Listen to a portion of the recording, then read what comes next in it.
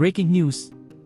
Guanzon, hinamon ang Integrated Bar of the Philippines na imbestigahan si Congresswoman Jervil Luistro.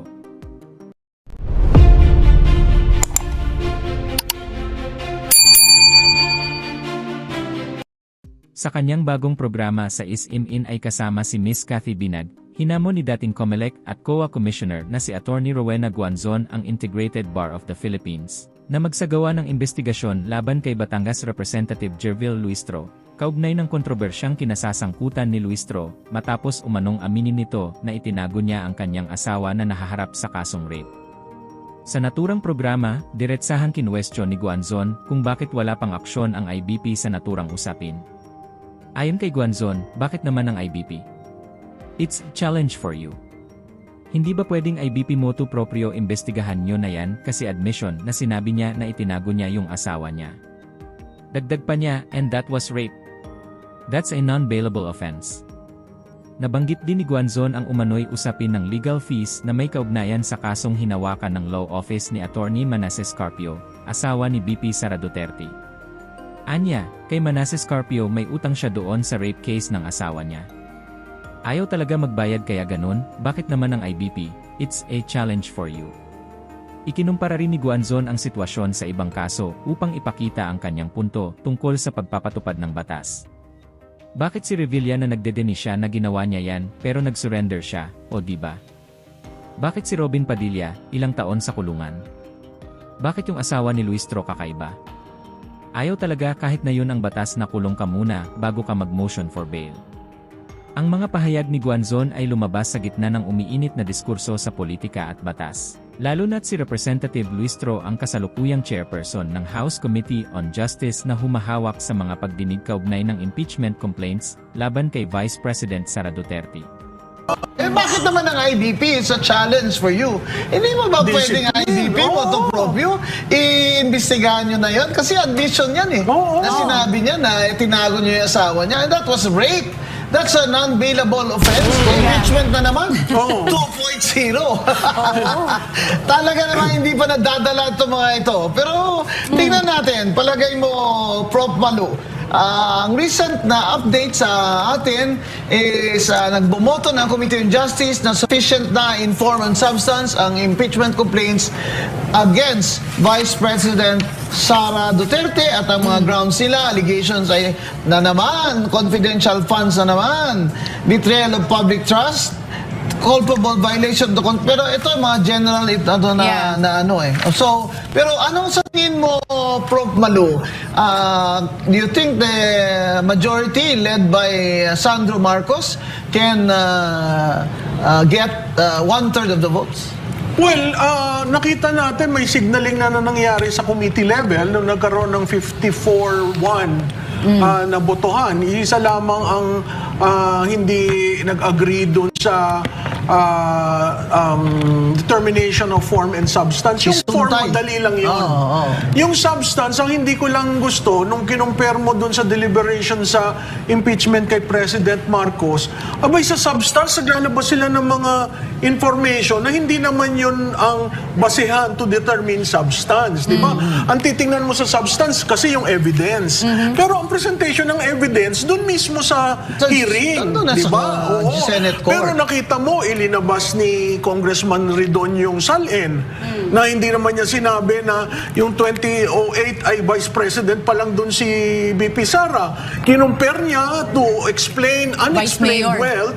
Yung 2008 hanggang Vice Presidente siya. Parang siyang senador. Parang siya yung naghusga. Di ba? Total of 16 years. Kahit sinong Pilipino sa total of 16 years, umaangat ka sa buhay mo. Pero sa kanya unexplained wealth. At saka abogado yung husband. May law practice, may tax receipt. Nag-ITR sila every year as conjugal yung mga assets nila. At saka normal po, kahit sa gawin mo, kahit na sinong accountant dyan, it's normal na nag-appreciate ang ating pera na 10% a year. I did that. Yung compound interest, pero sa kanya 1,008%. Kaya sabi ko, ano bang math meron itong si Congressman Ridon? Hindi niya in-identify eh. Kung paano, saan galing and everything. Diba? At saka yung value of money. Kaya, diba? Congressman Terry Ridon, my former student, Estudyante mo yan. Meron akong text dito na receive na ikaw din daw, ipakita mo ang salin mo simula nung bago ka lang, naging Kabataan Party List Rep hanggang ngayon. Kung magkano daw ang taas ng salin mo. On the side lang yun, ha? Para lang alam nyo na naging estudyante ko yan. Kaya magaling yan eh. Boy, talaga naman, ha? Pero ang mat mo, magaling sir. yan eh. Oo, Ang mat kailangan mo, medyo ayos-ayos. galingan niya dyan, ha? Para hindi siya mapahiya. Ayusin nila yung mathematics, Oh, yung ang numero. pangalawa niyan, si Congresswoman Laila De Lima. hindi ko Naglabas yan. naman tungkol sa COA. No? Bakit? COA commissioner ba yun? Ayun nga. Hindi mo pa naman, you will not go into the merits of the evidence. It's just looking at the substance. So yung kay BBM, walang substance, sabi nila. Dismissed agad. Oo. Itong kay Sara, may substance, kaya butuan natin. Oo. Magre-react ako dyan. Diba? Magre-react ako, Oo. pwedeng mag-react. Oo. Kasi I'm part of the impeachment para kay BBM, remember? Oo. I'm part of that group Na hindi tinanggap? na hindi tinanggap. Okay. I just wanted you guys to know na sobrang grabe, daming ebidensya dun. Kaya nila ayaw tanggapin. Oh, di ba, Miss Binag, yung kay President Marcos, yung unang impeachment, ang attachment, puros news article clippings. Yes. Yung pangalawa, dun lang sa BBM parametric formula, yung author nun, nawawala na, si Yusek Cabral. So, ibig mong sabihin, mas matindi pa yung evidence ninyo doon sa third impeachment? Yes, kasi una, andun nga. Baka kaya hindi tinanggap, sa totoo lang. Kaya nga nung pinapaiwanan kami ng kopya, hindi kami pumayag. Hindi kami pumayag. Ba't kami mag-iiwan kung hindi mo tatanggapin? Yeah. Unless i-receive mo, di ba? Hindi kami tanga. Ayun, babasahin nyo para malaman nyo kung ano yung pa-file namin. Which is, obviously, alam din naman namin hindi nila tatanggapin. So, Kasi alam nila na solid yon. Una, okay, bigyan ko kayo ng tip, ng konti. Yung pagkikidnap lang kay PRRD. That's part of it. Okay? Tapos, of Boy, course... dapat yan mailabas. Malapit na ang 1 year niya. Yes, na, lumalabas. Obvious ba na may lumabas na? Oo. Yung 80 na Marines, Oo, di ba? oo. Ayaw maniwala kay Gutesa. Nagsalita na si Saldico. Tapos, ayaw maniwala. Dati hinahanap nila si Saldico, nakesyo siya yun. Kailangan lumabas siya. Yung pala, nung nagsalita si Saldico, sinabi niya ayaw siyang pauwiin. Nung umamin si Saldico, saka lang siya hinanap. Tapos lumabas si Gutesa. Nung lumabas si Gutesa, ayaw nilang pakinggan. Nagsisinungaling daw and all. Pagkatapos si Gutesa, ultimo ang kanyang Mga tauhan, no? what do you call Kasamahan. this? Kasamahan. Lumabas Sa na rin. Marines. Alam nyo, mga ma'am, sir, warningan ko lang kayo. Marines po ang inyong iniinsulto. Bakit daw hindi naman daw Marine? Sabi yung daw sa 18, merong Merong dishonorable retired. Oo. discharge. Alam mo, nakakatawa yan. Kailangan nila check kung ano yung reason ba't sila nagkaroon ng ang bababaw. Di ba nabalitaan mo ba So yun? walang kaso. Wala talagang kaso. Kasi kung may kaso yan, katulad nung sinasabi din ng iba na meron daw na parang criminal case sila na pagpatay and everything, bakit sila nasa labas? Bakit silang kinuha pang security? Security, oo. Di ba saan ka naman nakita? Pero pwede rin yun na sabi ko nga, kaya siguro ganyan sila sa mga to. Kasi alam nila na may konting record kapag lumabas yung panahon na to. At sinabi nila, naglumantad sila. Di ba pinapaperba nga ho sila ng mga dokumento na sinasabi na parang sa documents hindi kayo pwedeng magsalita or pag-usapan ninyo publicly non-disclosure. ng non-disclosure agreement. Because pag dumating tong panahon na to, yan ang gagamitin nila against them, which is what's happening now. Ang pagkakamali ng mga tao dyan, sundalo ho sila, hindi ho sila ordinaryong tao. Bata pa lang ho yung mga yan. Pinangarap na ho nilang magtanggol sa kapwa Pilipino at sa ating bayan. Maninindigan ho yan. Tingnan nyo nga, hindi yan mayayaman eh. Diba? Kayo, bago kayo magtapang-tabangan, ang Marines po ay combat trained. Pero alam mo, Kati, nagulat ako doon sa totoo lang. Talagang ngayon lang ako nakakita ng ganyan syndicated activities. Oo. Na pera, mali-maleta, binibigay sa mga politiko, sa mga nahalal ng bayan. Abay, kung hindi nyo tinitingnan yung follow the evidence, di ba? Sabi ng isang senador, we will follow the evidence. Ay, kung questionin nyo yun, ano pa ho ang paabutin natin? Di lahat na pinagdudahan. Hindi, Dapat ang follow the money. Oo, Baka at saka- nila sa Senado, Senate oo. sa House. hindi bilang nasasakdal sa Senate, Oo. kundi bilang Mailatag. resource person. Bakit yung NBI pinapatawag sinasumon sila parang sila yung nasasakdal? Correct. Ano pong masasabi nyo doon? Kasi ako, hindi ho magandang tingnan. Lumalabas na ang mga witnesses, pero every time may lumalabas na witness, ang ginagawa nila, ipinapasama agad nila. Alam mo yan Dinidebunk. ang traditional carrot and stick eh. Yung carrot nila, bibigyan ka ng pondo, bibigyan ka ng promotion, protektado ang pamilya mo. Yung stick, ayaw mo, sige kakasuhan kita. Sige tatawagan ko ang iyong At dito sa hearing. isususpend ka sa Oo. House of Reps. Sige, sisirain ko ang iyong buhay. So ito, alam mo, ang two lessons here, grabe yung syndicated activities para tayong gobyerno ng sindikato. Wala. Pangalawa, grabe yung panunupil Yes. sa mga taong gusto Pang-api. magsabi ng katotohanan pero hindi makalabas or lumabas man ay babanatan ng babanatan. So Kaya- obvious na, Prof. Malo, na ang impeachment na to is politically motivated. Oo, klarado naman kasi doon sa treatment doon sa impeachment kay presidente at sa treatment sa impeachment kay vice presidente, magkaiba. Oo. Tsaka it's the same people who are moving, di ba? Nakikita natin yung mga actors dyan. At saka kung makikita mo, bakit hindi yung committee chair na si Loistro na very minion niya ni Martin Romualdez bakit hindi siya nagro-ruling doon sa ano ba talaga ang rule sa finding of adequacy of substance, di ba? Siya dati siyang fiscal di ba? Probable cause lang yun yung substance hindi ngayon probable cause di ba? Pero hinayaan niya. The duty of the chair is to rule, hindi ba? If there was a question, and I think there was a question there. Pero hindi kasi bias itong si Luistro kasi ito yung nagsasabi ng dahil may tax dahil sa speaker ni Martin, di ba?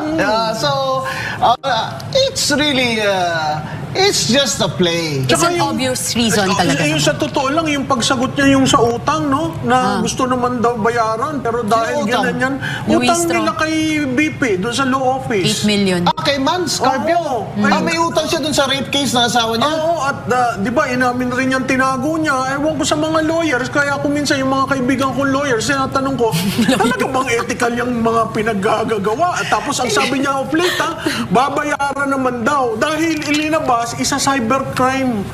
Si BP Inday. Paano isa sa Ayaw talaga magbayad, kaya gano'n. Diba? Bakit naman ang IBP is a challenge for you? Hindi mo ba pwedeng Discipline. IBP mo to prove you? Iimbestigahan nyo na yun? Kasi admission yan Oo. Na sinabi niya na tinago niyo yung asawa niya. And that was rape. That's a non-bailable offense. Bakit si Rebilla na nagdi-deny siya na ginawa niya yan pero nag-surrender siya? Oo. Di ba? Bakit? Bakit si Robin Padilla, ilang taon sa kulungan? Yeah. Bakit yung asawa ni Luistro, kakaiba? Ayaw talaga. Kahit na yun ang batas na kulong ka muna bago ka mag-motion for bail. Yan ang sa totoo lang talaga. Kaya nabuking siya dahil may utang pala siyang attorney's fees kay Attorney Man Scarpio na ayaw niyang bayaran. Aba, ang hirap naman ang singilin ng mga ito. Kakasuhan ka. Ayaw ko na kliyente yan si Luistro. Diba? Ay, nako. Iba ang ano natin, iba ang mindset, no? Iba ang mindset. Parang manhid. May sarili silang mundo na we can just do this, we can make it, all of this happen. But remember, kahit sino naman na magiging susunod na presidente, sa tingin ba nila makakalusot sila? Yung susunod na tatakbo mga presidente, ang unang-unang gagawin yan sa eleksyon ay magpapasikat. Bababuyin din kayo. Ilalabas sa ng baho nyo. Kung sino man makalaban ni VP Sara, lahat yan titirahin din kayo. So, ang kay tanong kumpiyansa. ko, Tsaka, sa mga congressman, mamili na kayo, 2 years o 6 years? Kasi, everybody says, even Liberal Party's former chair, Senate President Frank Drilon said, Sara is the woman to beat. Former Ombudsman Justice Conchita Carpio Morales said, Sara is the woman to beat. So, congressmen, mamili kayo. Sa 2 years years kayo, pirma kayo ng impeachment para basta 2 years ni BBM, you are in power, o sa susunod na 6 years, doon kayo sasama. Yan ang pag-iisipan nyo mamayang gabi habang umiinom kayo Narinig nyo ba din to? ng tubig. Narinig Kala mo ko din kung ba yun, ano yung balita na merong sinabi si BP Sara na si Martin Luther King ang balak na... Sino ba yung Martin Luther King? Yung favorite ko. Oy, nako. Sa totoo lang, ha? Tatakbo raw na presidente. Baka sakali. Hindi pa nag-give up. Oh. Lumalabas pa ngayon, syempre, ano na siya, payat na siya ngayon.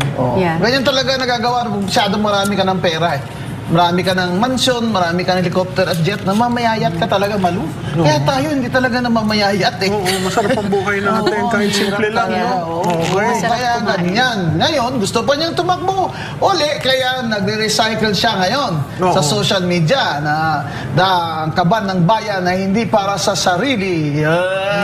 Para namang sa magaling ito. Tsaka wala talagang sumunod doon sa, nasan ba yung 1.5 at 1.9 trillion? Correct. Hanggang ngayon. Nasaan ka na ba ngayon, Martin Luther Oo. Romualdez? Where are you? At saka ano na nangyari sa flood control? At bakit hindi ka, Martin Romualdez, iniimbestiga ng ombudsman? Oo. Correct. Di ba parang umuulan lahat ang issues dito sa totoo lang, no? Mahirap pala dito sa show nyo. Umaambon. Bagyo din. ng issues eh. Wala ditong sacred cow.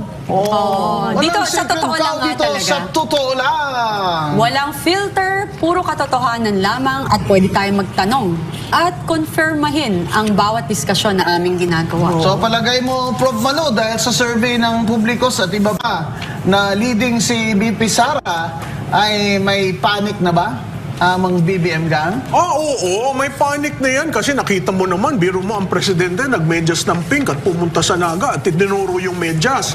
Doon na lang, sabi ko, ano ba naman yan? Para doon sa mga kasama doon sa samahan tsinelas, talagang insulto yun. Senyalis ba yan na takot sila na si BP Sara? Naghanap na kaagad ng mamanukin at talagang liniligawan across all colors, political colors. Purpose building, ano ba? Parang, kung gagawa kayo ng mga ano dyan, napakababaw ng tingin nyo kay Mayor and former VP Leni Robredo. Kasi ang nakita ko, Malu, sabi ni Egay Erice na Liberal Party, hindi ako magmamarcos. Kahit hindi ako magsara, hindi ako magmamarcos. Sabi ni Rize. Oo. Tapos, ang pagkaalam ko, dahil kilala ko si Senate President Drilon personally, sa kanya ako nagsimula sa Accra, di ba? He was my managing partner. That's right. I was my examiner in labor law. I was recruited by his wife. If I know him, alam kong hindi siya magmamarcos. Ang balita ko, Kombing tsaka Prof. Malu, talaga ang original dilawan na Aquino, hindi niya yan kakainin ang sinusukan. Kami yun. Di Diba? ba? Yung original. Diba? Kami yun. Ay, ano nangyari doon sa Dilawan ngayon at Pinklawan? Di ba sinasabi nila, yung Dilawan of a certain generation will never support a Marcos. Pero kami yung yung original. Dilawan post Wala namang dilawan na post Aquino. Wala. Oo. Naging kakamping ang kulay-kulay nila. Kaso ang kakamping, may confusion kasi si Risa Ontiveros sumama dun sa slate, kaya ang sabi ng bayan, kakamping din sila. Hindi po kayo kakamping, kakampi kayo ni BBM. Sa totoo lang, ha? Medyo maanghang ang mga pananalita dito sa show na ito. Kayo ni BBM. Nahihirapan yung susunod na guest sa inyo. Oo. Ayaw na yata ng ibang maupo dito at Kasi talagang sa totoo lang yun talaga, parang pana na tumitira no? Huwag nyo naman mga tao i-confuse kasi maraming kakamping na hindi talaga magmamarcos. Hindi, welcome din naman sila dito. Talaga may ganon? Oo, marami. Akala ko naman ayaw talaga, gustong-gusto nila si Marcos. Parang ano? At kung kayo naman ang tatanungin mga kababayan, ano kaya ang inyong reaksyon at komento sa balitang ito? Please comment down below at huwag na rin kalimutang i-like at share ang ating video. Thank you for watching.